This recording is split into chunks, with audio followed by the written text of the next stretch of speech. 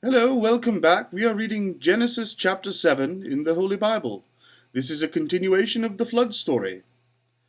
The Lord then said to Noah, "Go into the ark, you and your whole family, because I have found you righteous in this generation. Take with you 7 of every kind of clean animal, a male and its mate, and 2 of every kind of unclean animal, a male and its mate, and also 7 of every kind of bird, male and female, to keep their various kinds alive throughout the earth. 7 days from now I will send rain on the earth for 40 days and 40 nights, and I will wipe from the face of the earth every living creature that I have made." And Noah did all that the Lord had commanded him.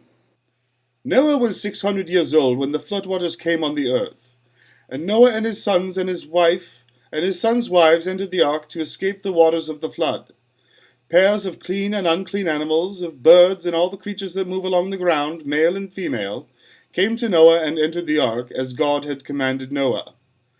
And after the 7 days the floodwaters came on the earth.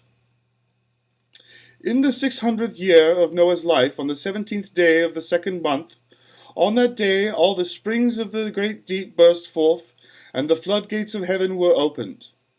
And rain fell on the earth for 40 days and 40 nights.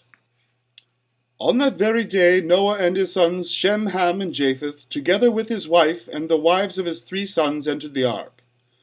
They had with them every kind of wild animal according to its kind, all livestock according to their kinds, every creature that moves along the ground according to its kind, and every bird according to its kind, everything with wings. Pairs of all creatures that have the breath of life in them came to Noah and entered the ark. The animals going in were female and male, and every living thing as God had commanded Noah. Then Lord shut the door. For 40 days the flood kept coming on the earth, and as the waters increased, they lifted the ark high above the earth.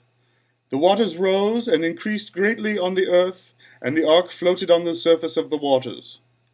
They rose greatly on the earth, and all the high mountains under the entire heavens were covered. The waters rose and covered the mountains to a depth of more than 20 feet. Every living thing that had moved on the earth had perished: birds, livestock, wild animals, all the creatures that swarm over the earth, and all mankind. Everything on dry land that had the breath of life in its nostrils died. Every living thing on the face of the earth was wiped out: men and animals, and the creatures that move along the ground, and the birds of the air were wiped from the earth. Only Noah was left, and those with him in the ark. The waters flooded the earth for 150 days.